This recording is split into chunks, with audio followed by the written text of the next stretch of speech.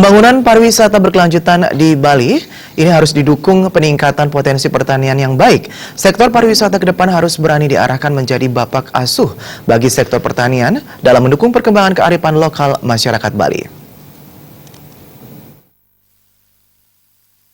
Ketua Yayasan Jaringan Sosial Swadiri Bali Provinsi Bali, Anagung Bagus Ade Mahendra Putra mengatakan, Bali memerlukan banyak hal baru dalam mengembangkan potensinya, baik di sektor pariwisata maupun pertanian.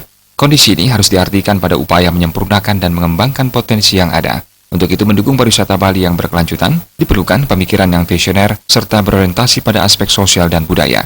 Potensi alam, budaya, dan pariwisata harus dibangun bersama, begitu halnya dengan pengembangan teknologi pertanian yang dinilai mampu membentuk optimalisasi pemuda tani di Bali. Seluruh potensi pertanian harus mampu diarahkan agar mampu memenuhi kebutuhan dunia pariwisata secara berkesinambungan, sehingga mampu menciptakan potensi ekspor komoditi unggulan bidang pertanian di Bali.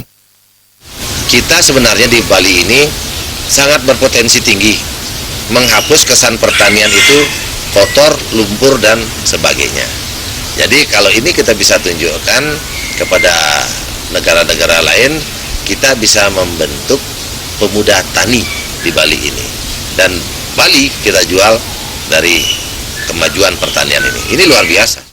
Anggota Komisi 4 DPR RI yang saat ini juga menjadi Ketua Dewan Pengawas Koperasi Tani Maju menekankan, keunikan yang dimiliki Bali dari sumber daya alam, adat, budaya, sistem sosial kemasyarakatan sampai pada bentangan struktur topografi dan demografi berperan dalam mengangkat kualitas pariwisata, pertanian, dan berbagai sektor pendukung lainnya di Bali. Suteja Bali TV.